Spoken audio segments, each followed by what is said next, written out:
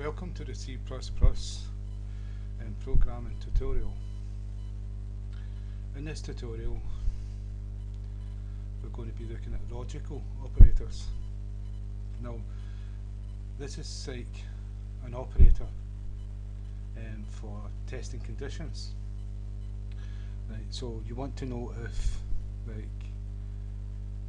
count is less than 10. But what if you wanted to know if count was less than 10 or less than 100 or greater than 100? There comes a time when there's many different conditions you want to test at the same time. It can be that you don't want something to happen if it's been 15 and 25. So one condition would say if it is less than 15 or equal to 15, depends on what you want to do. And the other one can be or greater than 25 or greater than equal to 25. And I'll give you an example. Count this one, and so we're going to test this condition. If it's less than 10, it's to loop, and the or is two pipes, two pipes here. I think that's what it's called. I'm not too sure what it's called. Right, so that's 2. So on your keyboard, next to the shift, you can find it above on mine it's above the backslash. So 2 of them, and then count is greater than 25. So if any of those two conditions is right, then this will be incremented. This will be executed, and so if I save it, it will count up to 10 and stop, and it will stop incrementing. So that condition will not be true. And so what we can do is, with testing count, we can take the count. No, we'll do this just now. And we'll run a program. We saved it. Run a program. And I'll show you what I mean. Oh, errors. No, right. Well, what it is we've got to put each one of these commands in its own brackets. So this condition is in that bracket, and so is this one. Separating them. I think that's what's wrong. Or can't. Yeah, no, sorry.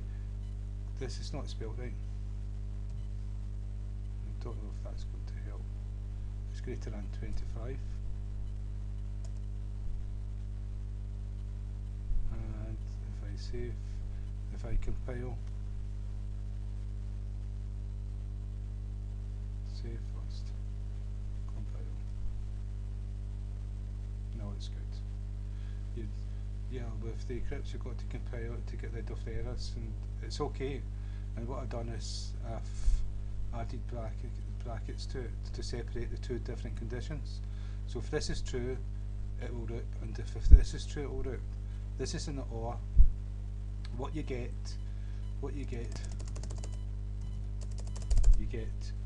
and. So these two conditions, this has to be true and that has to be true, then it will loop those two conditions. You get OR, and an OR is I for OR.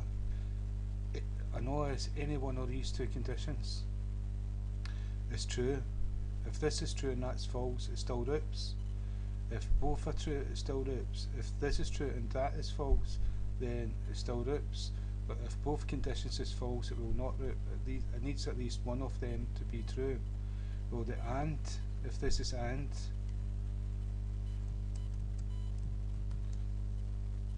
that's the logical AND. Well, the two added together for one true, so you've got true and true, that will loop. But if you've got true and a false, both have to be true, or you can't have a true and a false. So if one is false, it will not loop. If that's false and that's true, it will not loop. But if both are false. If both are true, it will loop, and if both are false, it will not loop. And so this is this way you can do complicated Boolean algebra. It's like RAM systems. Like you can set in a RAM system for certain things to happen in certain conditions, a RAM goes off.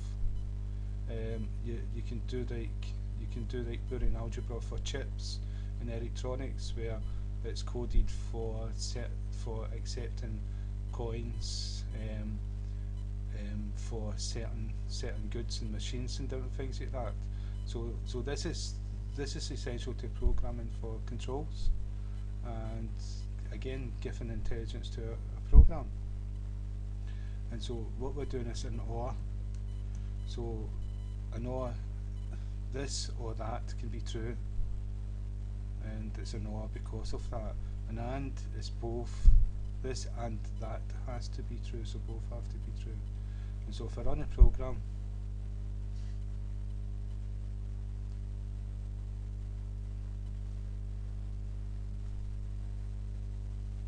it's taking its time again.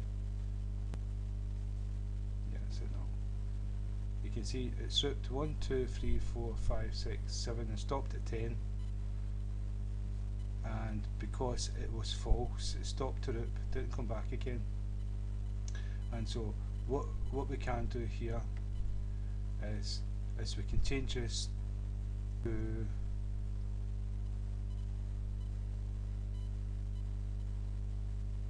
stopped at 10 and it's greater than 25. So what we do is, this will be an infinite loop, because we're going 25 over 25, and so if we do 26, it's going to be an infinite loop. This is going to be false, this is going to be true, it's going to keep incrementing it, and this is always going to be true because it's starting at 26 and working its way up one at a time. And so if we save and just run,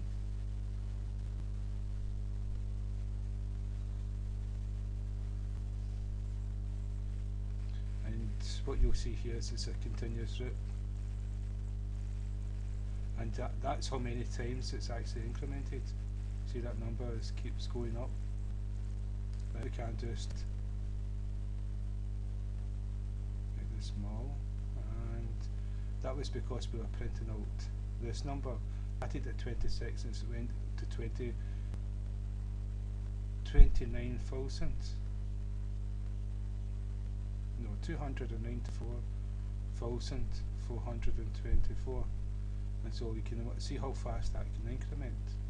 That was a continuous route. And what we can do is we can put an if statement in. An if statement here.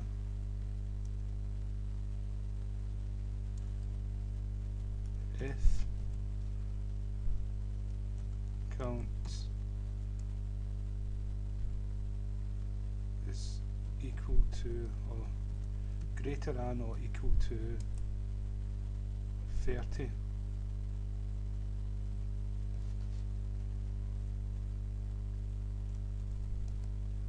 count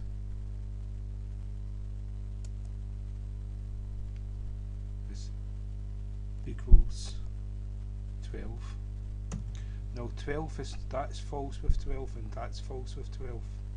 And so what happens when it gets to 30, it's going to stop counting. It's going to stop the build up because it's going to be false, and so it's going to stop at 30. And so if we run the program, we will see this happening.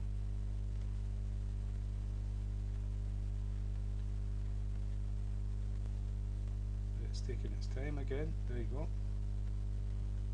And so it stopped at 29. It's actually changed, stopped after 29 because it changed to 30, and so we're not able to see what went on before then. It started, excuse me, it started 26, 25, went up to 26, 27, 28, 29 and stopped at 30. And so it was not continuous anyway, and that's because we put this very precious if statement. This is why the will, the do will, and the statements and the if statements and the for it's all important, because this is how you control your programs. And so just by putting that in there, we stopped it from being a continuous loop when it reaches this condition. And so that's an OR. And so where you would have an AND is, if I can just think of a reason for it, it's one thing, it's like if you've got a score in a game, if you've got a score and you've got the higher scores, right, and so what you'll do is the higher score will be number one, the top score, then it'll be second top score, third top score. But what happens if two people have got the same score? Right, so you've got to have this in the program to say that maybe they've got position number one. So you're going to test for the condition for the top score, and if two people have got the top score, it's going to create a problem. So you can have like an AND statement there, so that if top score is number one and top score is number two, or if a username is top score and another username is top score, then you do this special code only in this condition where you would make number one and number two join first, if that makes sense. And you would do this kind of logic for it. And so it wouldn't be a while, it would be like an if statement. And so if I done if top score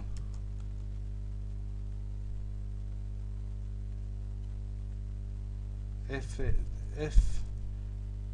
user equals tops score, and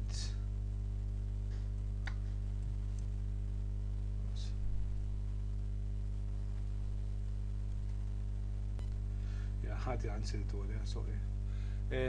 Right, user top score and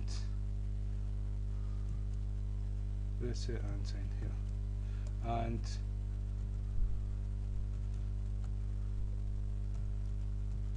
is equal to top score. Right, so we would have thought this out a bit better, so that each user would have their own name, and we would test all the scores, and if two scores were the same, then we would have this code kicking in for 2 people, might have it for 3 people or 4 people, and then we would have braces, and we'd type in here the code for this special condition, and then when 2 people had the same top score or same score, this special condition would make them the same position, but over maybe like 2 separate, like 1 would be shared with 1 and 2, and so there wouldn't be a 2, there would be a number. There would be a number 3, and so we would be able to use this logic that way, and you can see that it's very important. And so also this a not, this you have an and or exclusive or, but I'm not going to go into them now because I want to keep these short. And so what I'm going to do is thank you for your time, and I hope this has been of some use. If it's just helped one person, then I'm very happy, because that's what this is all about. Right, thanks very much.